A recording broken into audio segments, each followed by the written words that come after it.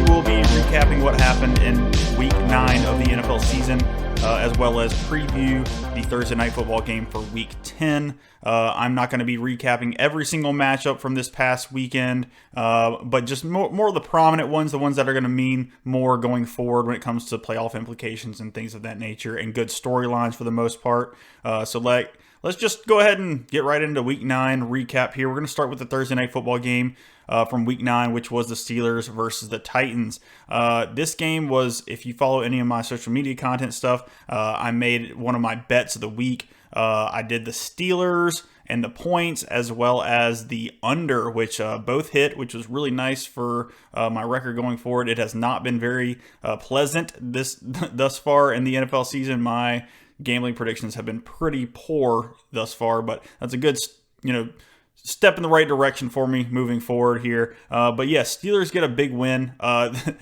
Crazy statistic coming out of this one is the fact that the Steelers they have been outgained in every single game that they've played and are now 5-3. Just an outrageous record, over 500, being a squad, a Mike Tomlin-led squad that just keeps getting the job done when it matters most, especially in the fourth quarter. A lot of the times that's where they're making their money right now, is in the fourth quarter. They let teams hang around a little bit. They hang around themselves in some of the games that they probably should have lost, and then they just pull one out in the end. Kenny Pickett, I don't know what goes on in the first three quarters of the games where he just looks very pedestrian, and then in the fourth quarter he just flips the switch and his playmakers start making plays for him and things of that nature, and the Steelers defense tightens up in the fourth quarter as well. So Mike Tomlin once again doing the unthinkable and probably going to drag this team that probably shouldn't even be close to playoff contention to an over 500 record and probably into the playoff picture for like a billionth time in a row now.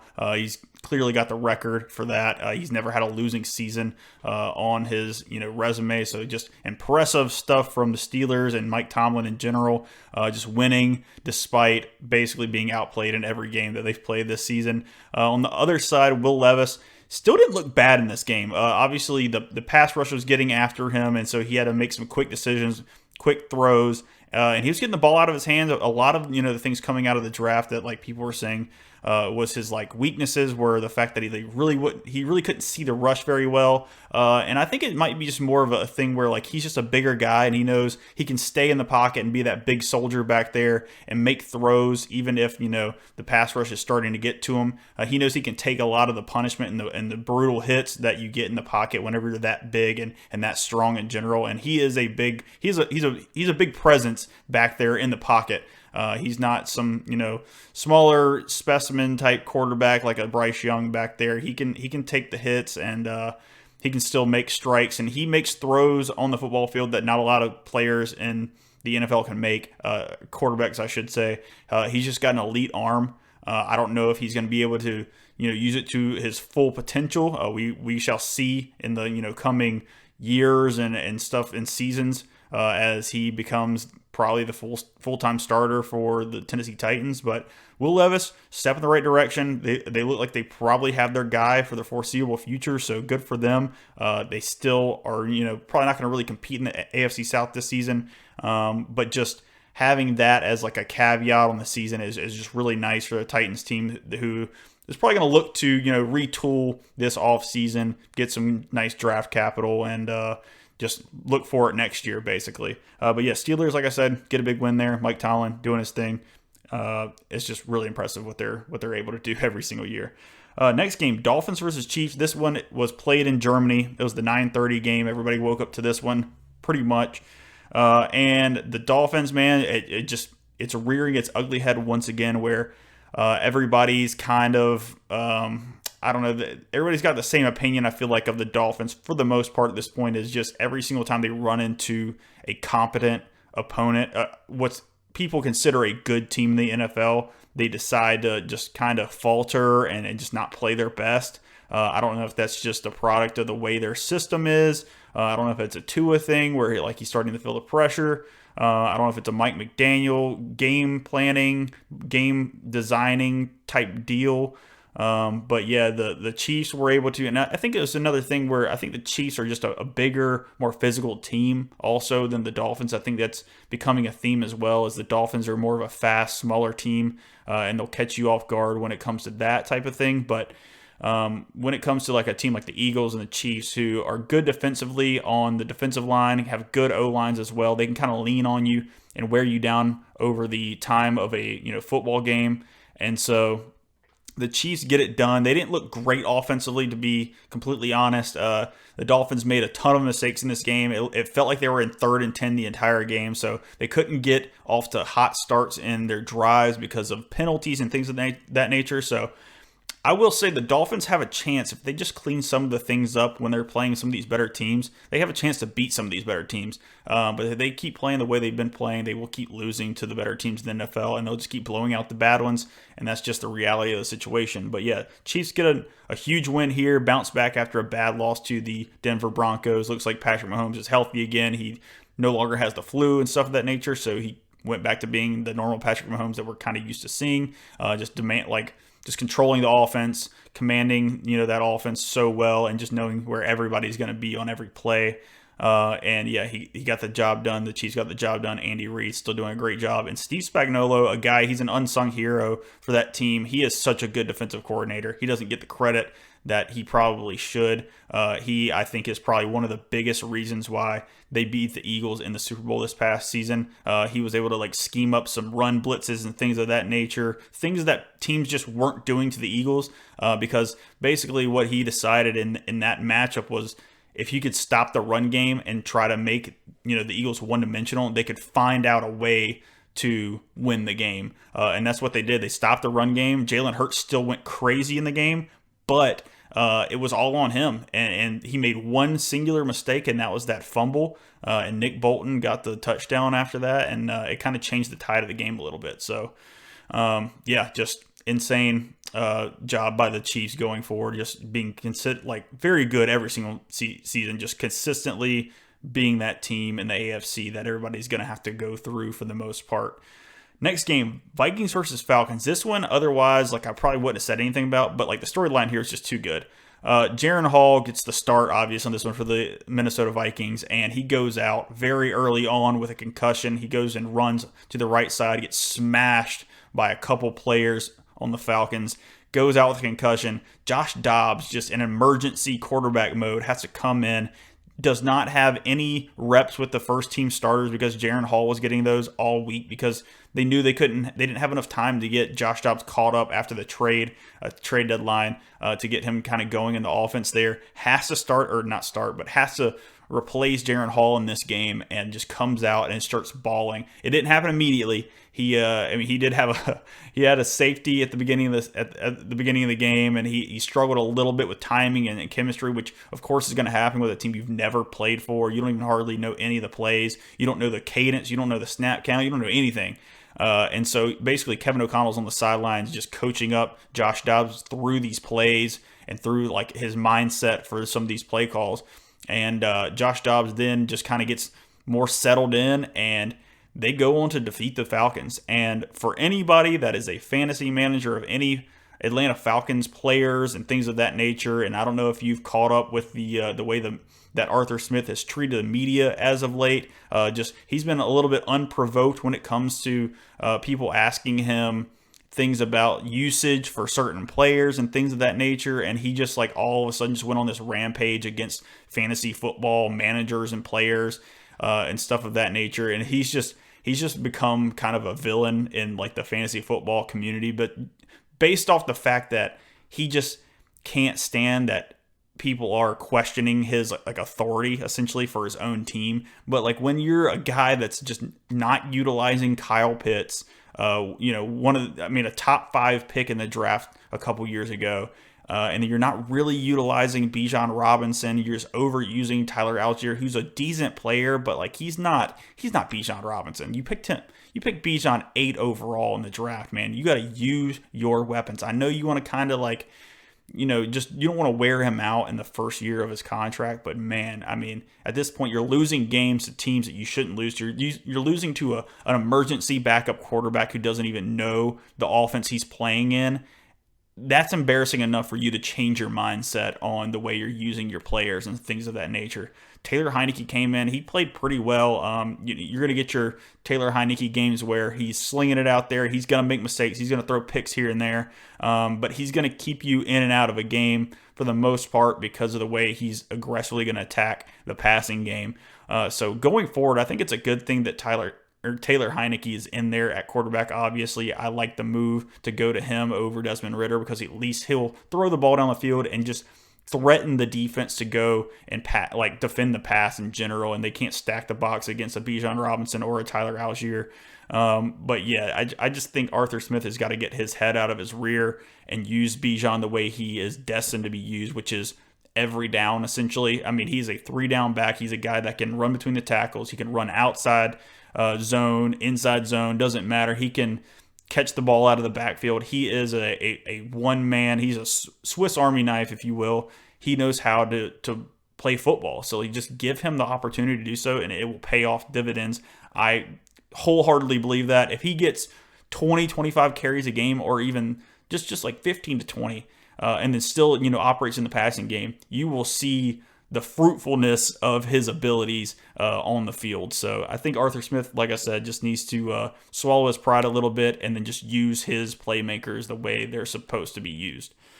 Next game, we have the Seahawks versus the Ravens. This was a shocking game. Obviously, this was going to be like the game of the week for a lot of people, second only to the rivalry in the NFC East that I'll get to a little bit later. But, this is two pretty much playoff contending teams here in the Seahawks, obviously in the NFC, and then the Ravens in the AFC. The Ravens have looked very good the last 2 weeks, playing good ball. Lamar Jackson looking as good as he's ever had. And just once again in this game, just coming out and balling. The run game for the Ravens is really working. The Ravens defense is playing on a different level right now. They're probably the best defense in all of football. Them or the Browns, just one of the two really. And man, they look so good. They just smoke the Seahawks. I think it was 37-3. I mean, the fact that you can't, if you're the Seahawks organization here, you can't lose 37-3 if you really want to consider yourself a contender for the Super Bowl, for playoff success this year. That's just, I know Lamar Jackson and the Ravens can be a handful at times, but man, you just can't get completely blown out by them. I know, like I said, the Ravens are playing great. Todd Monken has really got that offense humming over there, but man, the Seahawks just laid an absolute egg out there. So moving forward, obviously not a whole lot of people are going to have a lot of faith in the Seahawks because of just the way that they've been playing the last few weeks. I know they eked one out against P.J. Walker and the Browns last week. Basically they were playing against a really good defense, but the offense for the Browns shouldn't have even scored that many points. And so we're starting to see the Seahawks defense is a little bit leaky. They can get beat, and so it puts a lot of pressure on Geno Smith and that offense to make points happen, and they didn't get it done on Sunday. So Ravens get another big W. A lot of people are going to consider them the best team in all of football, even though the Eagles do have the best record right now, because the Ravens, resume right now looks as good, if not better, than the Eagles, and that's just the reality of the situation. And it is what it is. Everybody's got an opinion, so that's just the way it goes. Next game, Texans versus Buccaneers. One of the other games that I would probably not really speak on based on where each team's probably going to end up placing themselves, going forward. But the one thing I have to definitely speak on is the play of CJ Stroud. This guy has been balling out. 5 touchdowns in this game, a late game drive to win the game with 47 seconds left on the clock when they got the ball. The Buccaneers went down and scored late in this game to take the lead, and then CJ Stroud led a game-winning touchdown drive with, like I said, 47 seconds to get it done. This dude is just playing out of his mind right now. Not a lot of franchises in the league right now would trade, or wouldn't trade for CJ Stroud right now, considering his age and the way he's playing. Just, he is out there slinging the ball. He is throwing piss missiles and just, he's doing, they didn't put the kid gloves on the offense for him. They're asking him to do big boy quarterback play type things out there, and he is delivering at every turn for the most part. He didn't even have like a really good like first half of the game, and then the third and fourth quarter there, he turned it to another level. It's almost like he was like, what do I have to lose? And he just went out there and started slinging it, and it was just working. So he is a very impressive player. I just wanted to point that out, obviously. I mean, they get a win over the Buccaneers, which both teams I don't think are really going to be competing in those divisions going forward. But, it is what it is. CJ Stroud, a very good step in the right direction for Houston Texans franchise, who's been just meddling in mediocrity for a while now. So a lot of those fans should be very happy. I'm excited to see what he's going to do going forward. He is a superstar, and just obviously the sky's the limit for his play and his potential. So next game, we do have Cowboys versus Eagles. Obviously, as an Eagles fan, I was waiting for this one all season long. Cowboys in Philadelphia. Big game for both teams. Eagles needed this one to really submit themselves as, a real contender in the league. I mean, obviously they beat like the Dolphins earlier in the season. They beat some pretty decent teams this season. They dropped one against the Jets, and then we had to come back and beat the Dolphins there to kind of prove ourselves. Played 2 tight games against the Commanders. We've just been a little bit up and down this season when it comes to some of the play, but we are, at the end of the day, 8-1 now. We beat the Cowboys in this matchup. This game was crazy. This game was insane. All-time classic Eagles-Cowboys game here. But yeah, so the Eagles needed this one to really put themselves up 2.5 games over the Cowboys for the division. So a lot is going to have to go right for the Cowboys to really get themselves back in here to take the division away from the Eagles. The Eagles just really can't blow it in the next 6 games. The last 3 games of the season for the Eagles are Giants, Cardinals, Giants. Giants season is done, straight up. They're going to have to play a bevy of backups for the rest of the season, as Daniel Jones unfortunately goes down with an ACL injury in this game after coming off of like a neck injury this game. So just he's out for the season clearly, and then Tyrod Taylor is on IR with a like rib injury as well that he got hospitalized for, so he's going to be out for at least 4 games. They have Tommy DeVito in there now. I think they signed Matt Barkley, so they're just going to have a bunch of backups in there. So the Eagles should be able to get 2 easy wins at the end of the schedule here. Cardinals probably by then are out of playoff contention, may not be playing for a whole lot, maybe completely tanking at that point in week, I think that would be 16 if I'm not mistaken.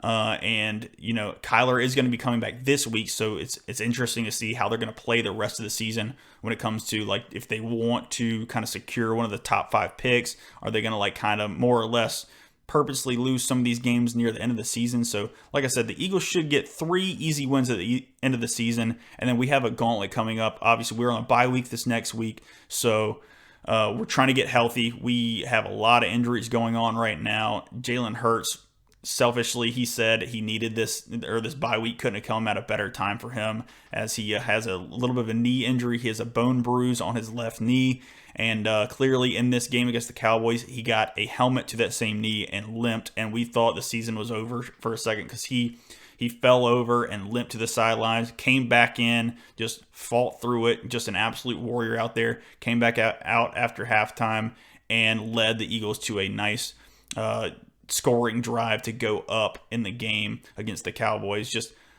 I mean, honestly, like Jalen Hurts, we couldn't have asked for a better player, a better person, a better leader to be the face of the Eagles franchise at this point. I was so wrong about him, and like when we first got him, I was just stuck in my Carson Wentz ways. I thought we could rehabilitate Carson Wentz to what he used to be in the 2017 season, when he pretty much should have won MVP, other than the fact that when he tore his ACL that he pretty much was ineligible at that point. So but man, Jalen Hurts has proved me wrong at every turn, and I am so proud to be able to say that in general, because he is just, I mean, I'm the biggest Hurts fan in the world now. I just am. If you're an Eagles fan and you're not a Hurts believer at this point, then you're just asleep. You're under a rock. I don't know what's wrong with you at this point. I mean, he is showing why he is the guy, and I just love the kid. I really do. So yeah, like I said, the Eagles have a gauntlet coming up, and they're gonna need this win, and they got a big one against the Cowboys here. And I mean, like I said, all-time classic Eagles Cowboys game, super close. Eagles try to give it away. Cowboys try to give it away. Each team tried to give it away at the end there, and finally the Eagles secured it after a crazy sequence of plays there. The Eagles made a lot of bad penalty mistakes on that last drive for the Cowboys. Got them all the way down to the 6-yard line for the Cowboys with 27, I think it was either 24 or 27 seconds left in the game. And in my mind, I'm thinking, oh, it's ball game. The Cowboys just won this game. They're on the 6-yard line. They have plenty of time. They don't have any timeouts, but you're close enough to get off as many plays as you need in this span of time.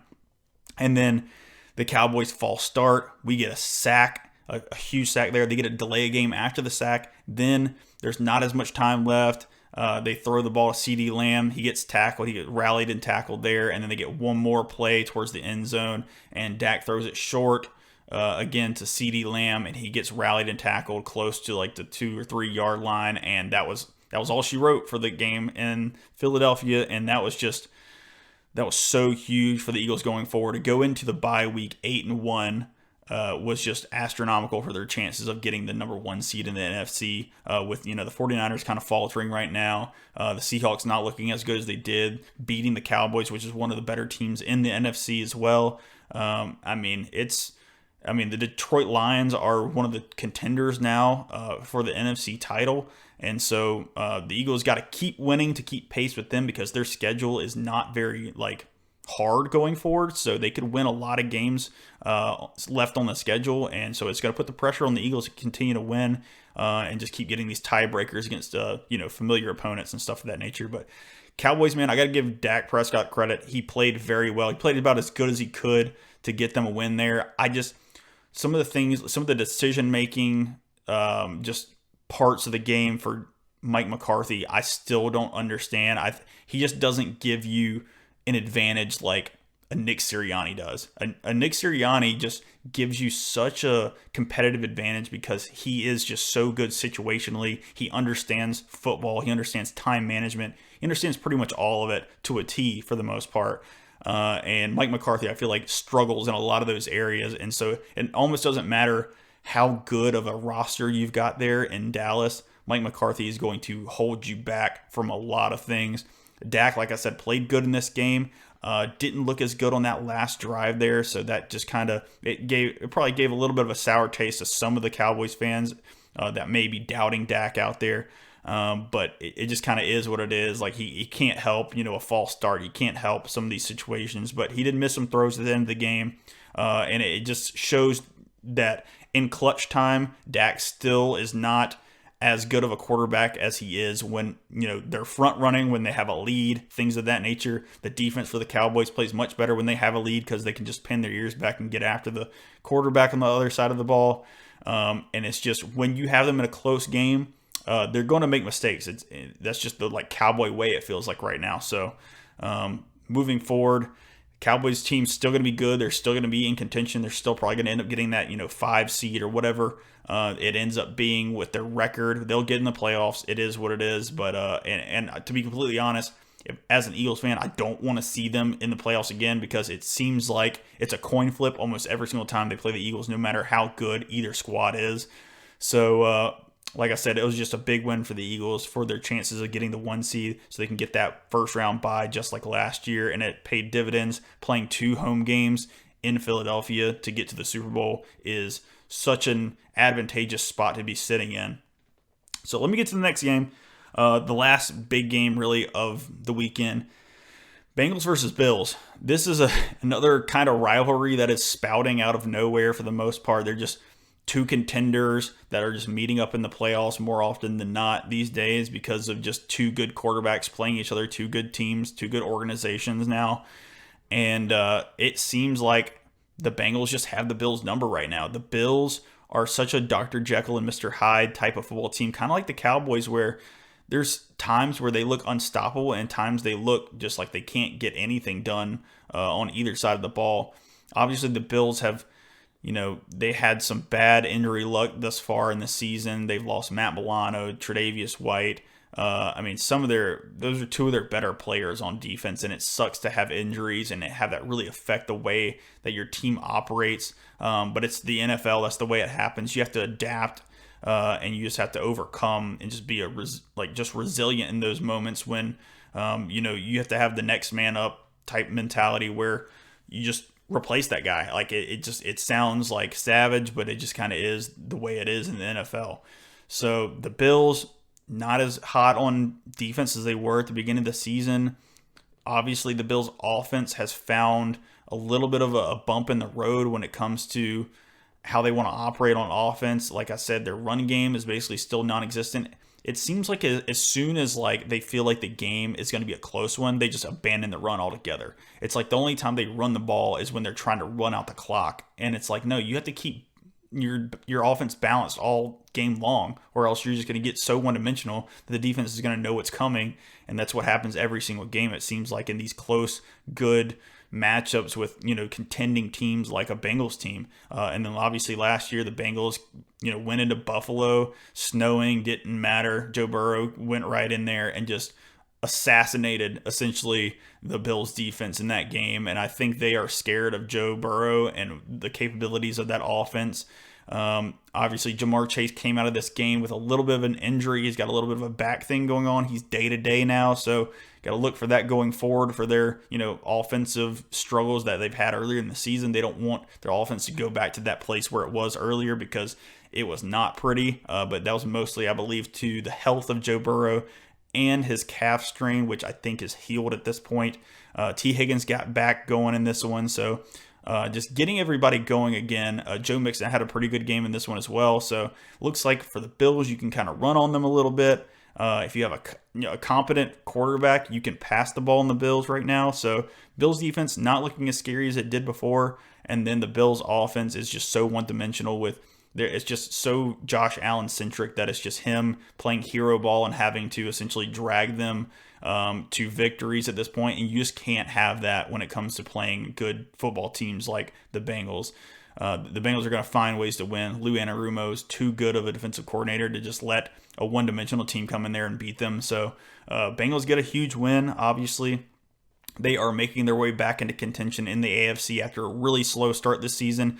Bills faltering here. Dolphins now, even after a loss to the Chiefs, can sneak back in and potentially take the AFC East from the Bills. So the AFC East is getting way more close than it should. And it's just a testament to just why you have to be good every single Sunday. You can't let up. That's why I'm so proud of an Eagles team who has, basically dealt with a ton of injuries, a ton of adversity early in this season, and have still managed to pull out wins that they probably shouldn't have. That is going to pay dividends going forward when you get to the playoffs, and you have, something that like just a rock to stand on, saying, look, we've been here before. We've done this thing before where it's been close. We've been down by double digits by 2 touchdowns and come back. Jalen Hurts he has like the best percentage of winning games when down by 2+ scores or something like that, 14+ points in the league.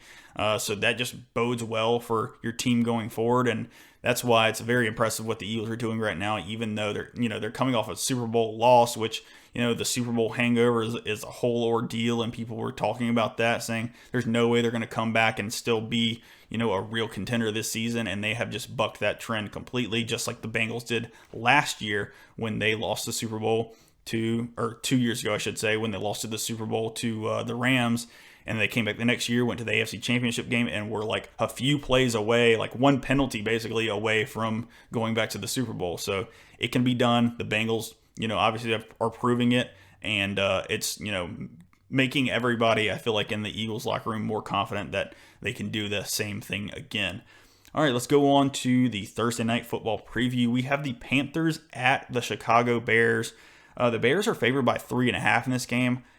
I really haven't dug into this. I never really do for these Thursday night previews because it's just so early on in the week, and I haven't really decided what I want to do with my bets of the week and stuff of that nature. But I will tell you, man, the Bears being favored by 3.5 is really odd to me. I know the Panthers did not look good this past week. I know the Bears didn't really look good either. But man, I think I like the Panthers in this one. Almost to the point where I want to see Panthers money line. At the very least, I will take Panthers in the points in this one. I think the Panthers can win.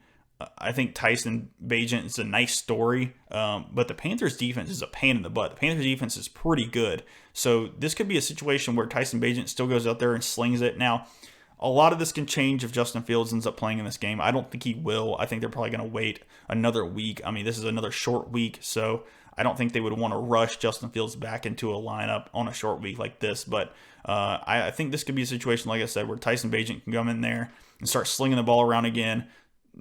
Have some more turnovers like you did in the past or this past weekend, and just the Panthers can take advantage of that on defense. And then Bryce Young, all he's got to do is not completely screw it up. And I think he has the capability of doing at least that. So, like I said, I think Panthers in the points, Panthers even money line. I'm not mad at that right now. The Bears being favored is a little wild to me. I know it's at home there in Chicago. It's probably gonna be cold as crap there, so maybe that's part of it, just the conditions and stuff of that nature. But yeah, I like the Panthers in this one. That pretty much wraps it up for the recap Week 9, this episode in general. I appreciate everybody tuning in. Please, once again, subscribe to the YouTube channel.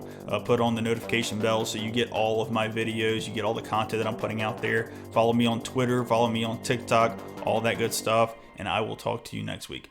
Peace.